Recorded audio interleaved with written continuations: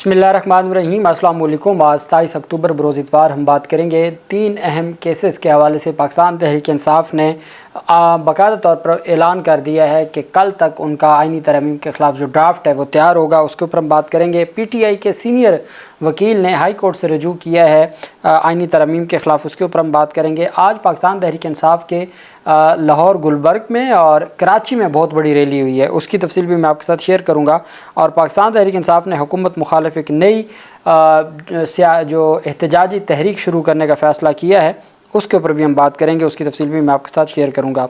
सबसे पहले मैं आपको बताता चलूँ कि आइनी तरमीम के हवाले से अमीर जमात इस्लामी ने आज अहम गुफ्तगू करते हुए आइनी तरमीम को 73 के आइन के साथ खुला मज़ाक करार दे दिया। 26वीं आइनी तरमीम से मुतफ़िक़ आइन का हुलिया बिगाड़ दिया गया है, ये कहना था जो अमीर हैं जमात इस्लामी के। सरगोदा में जलसे से खिताब करते हुए उन्होंने कहा कि आइनी बेंच बनाने की बजाय निज़ाम को दुरुस्त करना चाहिए कि आइनी बेंच PDM 2 ने कौम से खिलवाड़ किया है।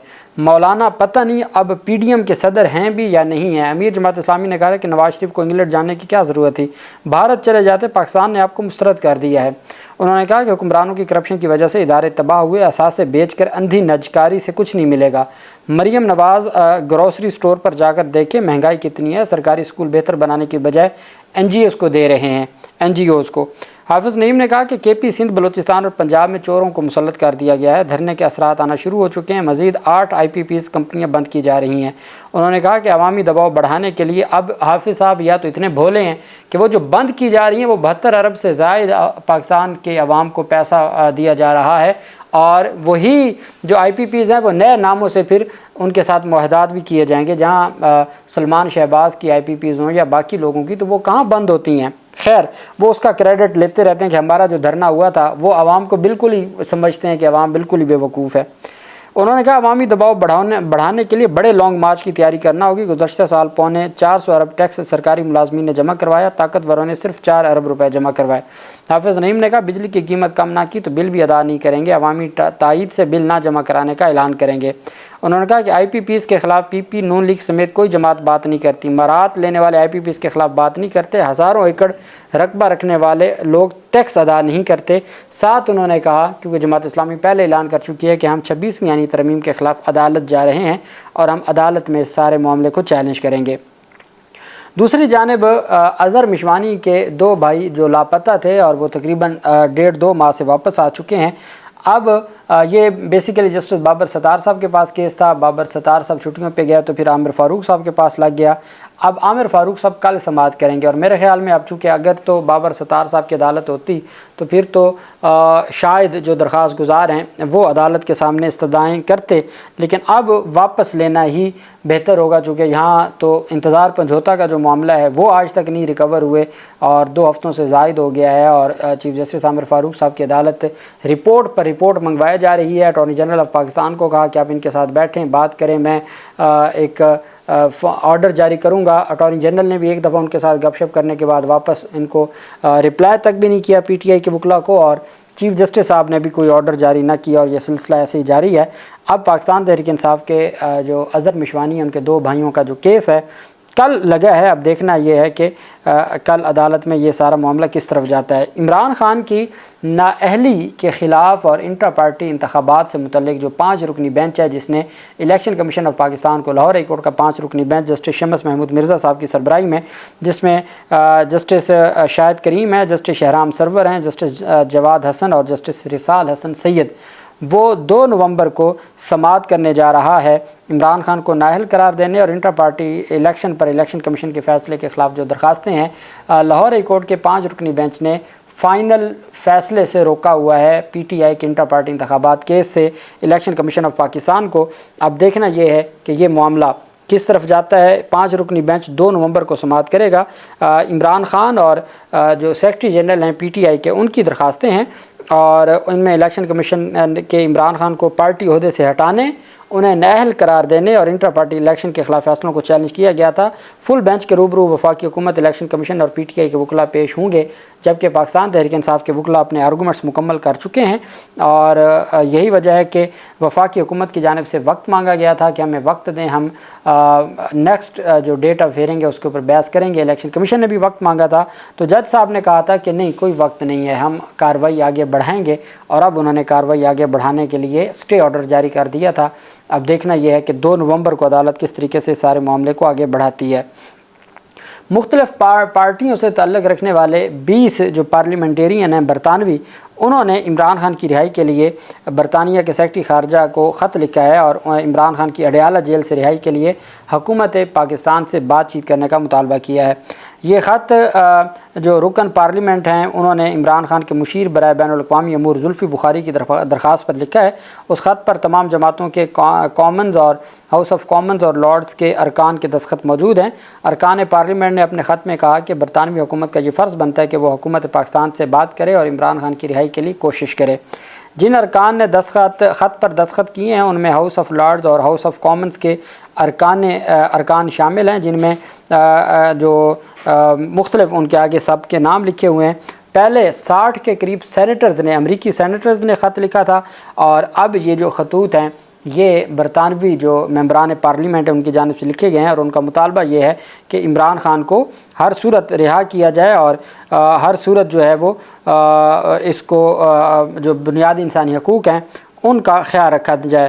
اب دیکھنا یہ ہے کہ یہ ساری چیزیں کس طریقے سے آگے بڑھتی ہیں اور کیسے معاملات آگے چلائے جاتے ہیں۔ اب اگلی جو اہم پیش رفت سامنے آئی ہے وہ آج پاکستان تحریک انصاف کی ایک بڑی ریلی تھی رہائی کے لیے۔ تحریک انصاف کی لاہور گلبرگ میں ریلی ہوئی ہے، اور یہ وقتاً فوقتاً ویکلی بنیادوں پر پاکستان تحریک انصاف کے جو لوگ ہیں وہ لاہور گلبرگ میں یا مختلف علاقوں سے نکلتے ہیں، وہ ریلی کرتے ہیں، اور وہ فوری طور پر پھر وہ ریلی ختم کر کے چلے جاتے ہیں، اور پولیس ان کو ڈھونڈتی رہتی ہے۔ تو یہ ایک رضاکار فورس کے نام سے پاکستان تحریک انصاف کا ایک ونگ بنایا گیا ہے، اور یہ پاکستان تحریک انصاف کے سربراہ عمران خان کے حق میں ہفتہ وار ریلیاں کرتا ہے، اور بڑی ریلی ہوتی ہے لاہور میں مختلف علاقوں کی۔ جبکہ دوسری جانب آج کراچی میں انتہائی کامیاب ریلی کراچی پاکستان تحریک انصاف نے نکالی ہے، جس میں سابق رکن قومی اسمبلی عالمگیر خان، جو کہ فارم 45 پر اب بھی ایم این اے بنے تھے، ان کو گرفتار کیا گیا ہے۔ سابق ایم این اے کو 4 افراد سمیت کراچی پریس کلب کے باہر سے حراست میں لیا گیا ہے، اور اب جو ہے وہ پاکستان تحریک انصاف عمران خان کی رہائی کے لیے اور فلسطین سے اظہار یکجہتی کے لیے ریلی نکالی تھی، اور تحریک انصاف کی جانب سے کراچی پریس کلب کے باہر احتجاجی مظاہرے میں جمال صدیقی، فضا ذیشان، راجہ اظہر، حلیم عادل شیخ، آفتاب جہانگیر اور دیگر شریک ہوئے۔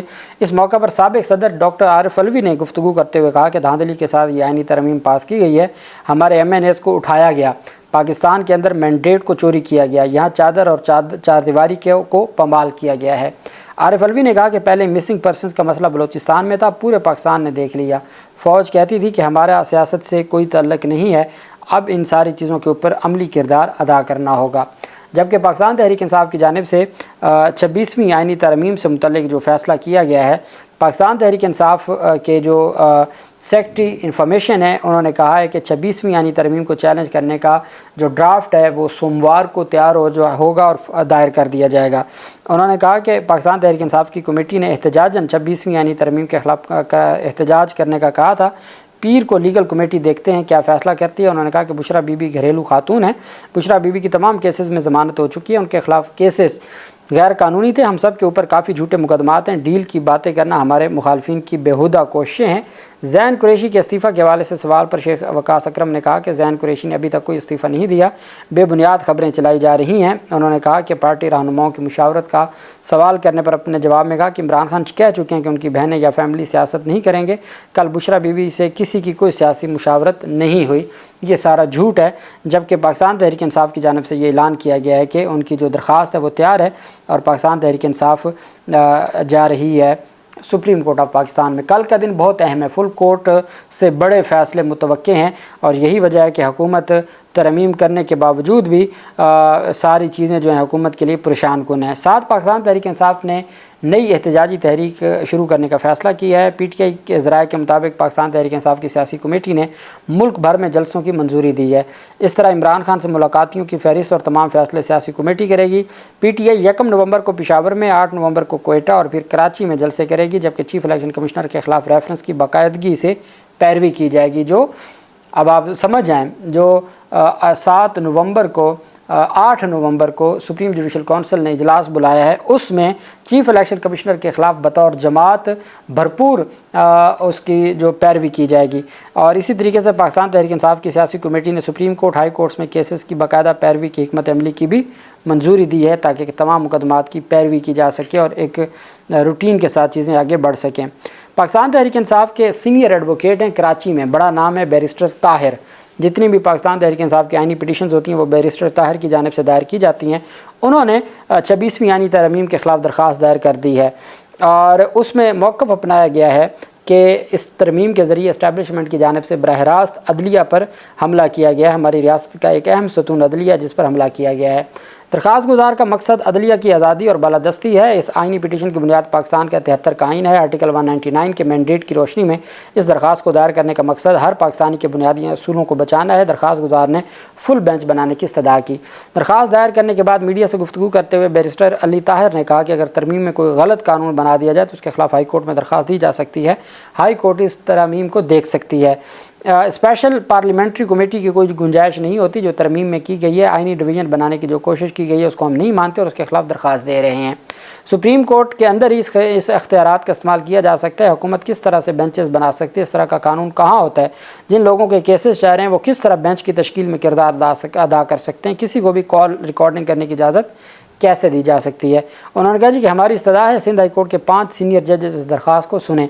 ये मुल्क किसी बनाना रिपब्लिक की तरह नहीं चलाया जा सकता। उन्होंने कहा कि बुनियादी हकूक़ की खिलाफ वर्जी की गई है, जिससे इस तरमीम में वाज़ेह तौर पर देखा जा सकता है। अदलिया को दबाव में रखने के लिए इस तरह की तरमीम लाई गई हैं। मनपसंद बेंच की तश्कील कोई किस तरह से कर सकता है। अदलिया पर यह तरमीम सबसे बड़ा दाग बन गया है। इस वजह से हमने हाई कोर्ट से रुजू किया और हमें उम्मीद है कि हाई कोर्ट का 5 रुकनी फुल बेंच बनेगा और वो इसकी समाअत करेगा। कल देखते हैं कि हाई कोर्ट में इस दरख्वास्त पर समाअत होती है। उसकी जो भी तफसील होगी मैं आपके साथ शेयर करूँगा। अल्लाह पाक पाकिस्तान का हामी और नासिर हो। बहुत शुक्रिया। अल्लाह हाफिज़। पाकिस्तान जिंदाबाद।